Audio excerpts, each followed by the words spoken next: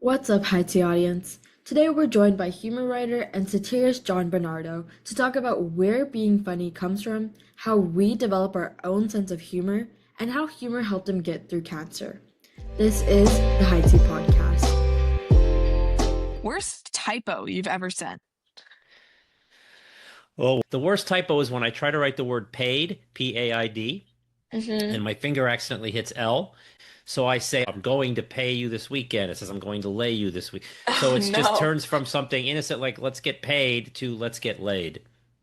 that's definitely not the best typo you want to be No, sending and I've for sure. sent it a few times and I've corrected it probably 25 other times. Okay, one comedy movie you'd defend forever. Some of my favorite movies are not actually full-on laugh out loud comedies. Like I love The Truman Show with Jim Carrey. Back to the Future is one of my all-time favorites. But there's something about Mary is funny all the time. So there's a bunch, but those are three of them. Mm-hmm. Okay, weirdest thing people assume about comedy writers. That they can't take things seriously. That's actually a really good one. What's a joke that always gets you? Mel Brooks would do these things where he talks to people and it says, "Follow me, walk this way," and he walks, and then they all walk the same exact way as he does. So the joke that always gets me is when you take things literally, like in Airplane, the movie Airplane, when he says, "We have to get these patients to a hospital." A hospital, what is it? It's a big building with patients. So it's when they take the literal term of the word and make it into like really literal. That's funny to me. Mm-hmm. Wait, I definitely agree on that. Wordplay is definitely one of the more funnier Yeah. tools that I feel like takes a little bit of intelligence, but is also super funny. Okay, so kind of moving now to before the diagnosis and you being someone who finds things generally funny, were you always the quote unquote funny one, or did humor become something that you intentionally built? I think I've always had it. I think you either have it or you don't. I mean, you can certainly learn it. But I was the class clown in class, fifth grade especially. I had to like my desk was always in the back of the room because teacher had to put me there because I couldn't keep my mouth shut. So I think for me, it was always there. It was just harnessing it. What made you want to write satire instead of straightforward comedy? Well, I do write both, but satire is good because it's grounded in something real. Weird Al Yankovic is a good example. He takes an existing song and he parodies the words. Song parodies have a specific rhythm, and you have to like put new lyrics in that not only make sense, that not only are witty, but also fit that form. So that is satire to me because it's structured. Comedy, where I could just come up with something funny now, a situation where an angel drops into my house right now and is wearing a tutu and starts spouting milk from its nose. I mean, I know that's not funny, but the point is, I can just make something up that could potentially be funny, but it's a lot Hmm. harder to take something and make fun of it because it exists and we all know it. If that makes sense. Yeah, that does make sense. I think for me, I personally, I feel like humor is kind of a higher form of intelligence because you have to understand what makes people laugh and what makes them funny. Can you speak to that a little bit?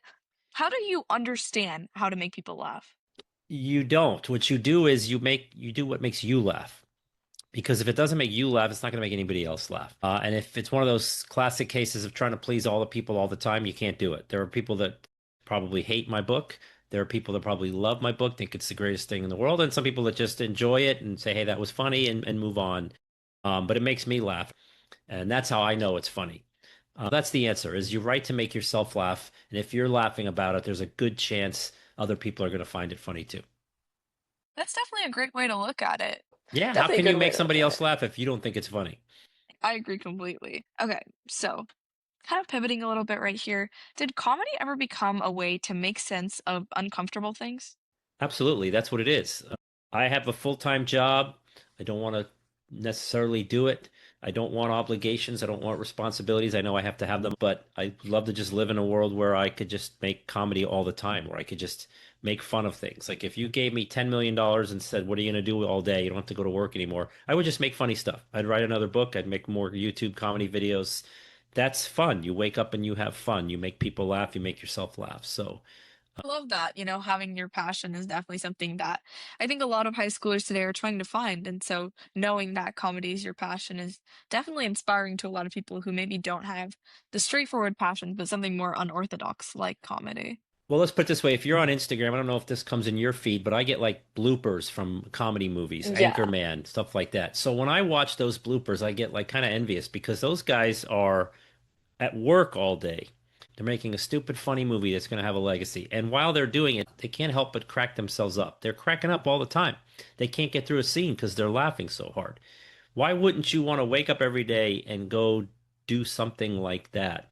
Like, wouldn't you rather do that than punch a clock and sit in a cubicle? Maybe some people who want to be accountants, okay, fine, to each his own.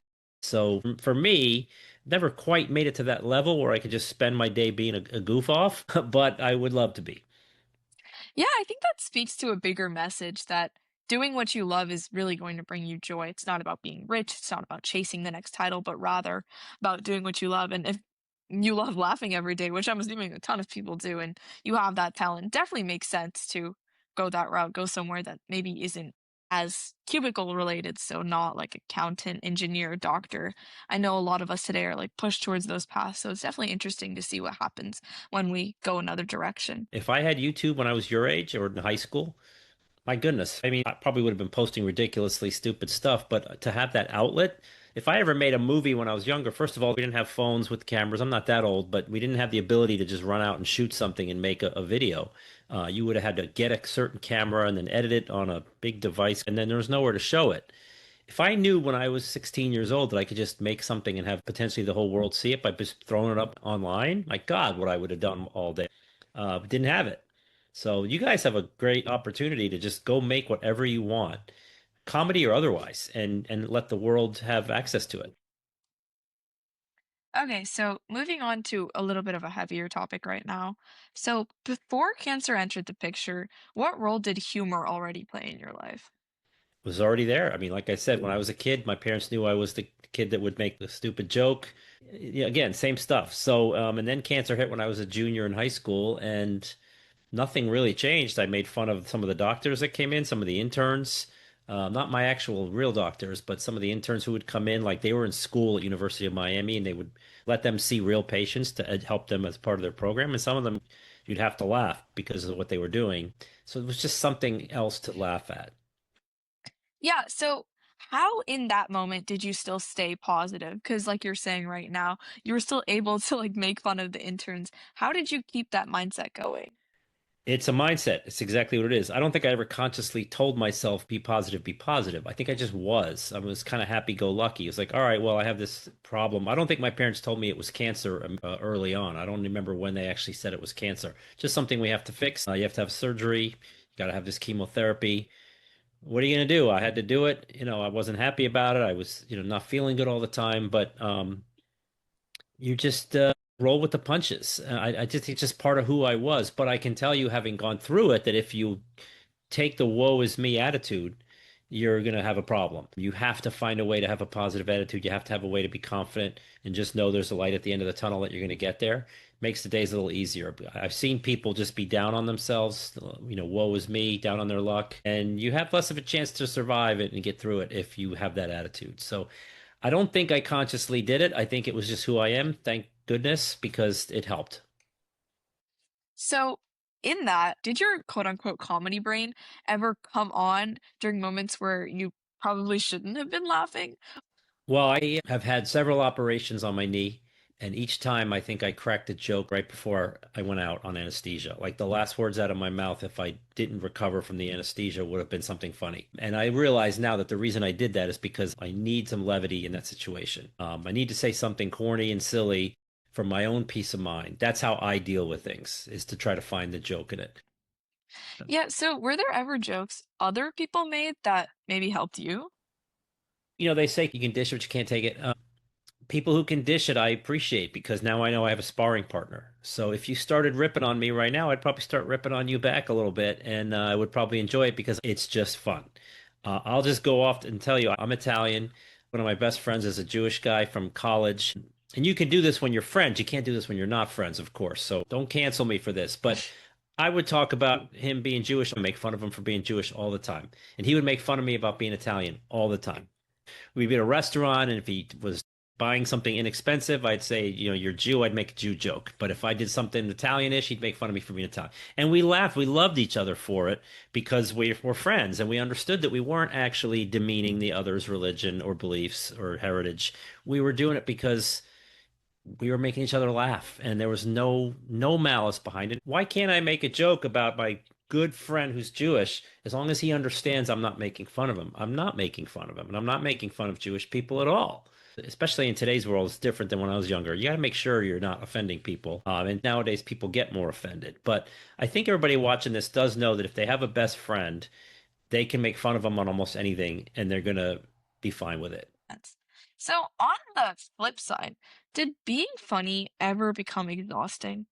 Nah, still fun. Literally, before I got on this podcast, I'm editing a video for a YouTube channel I have, comedy channel, and I was laughing 5 minutes before I got on this call.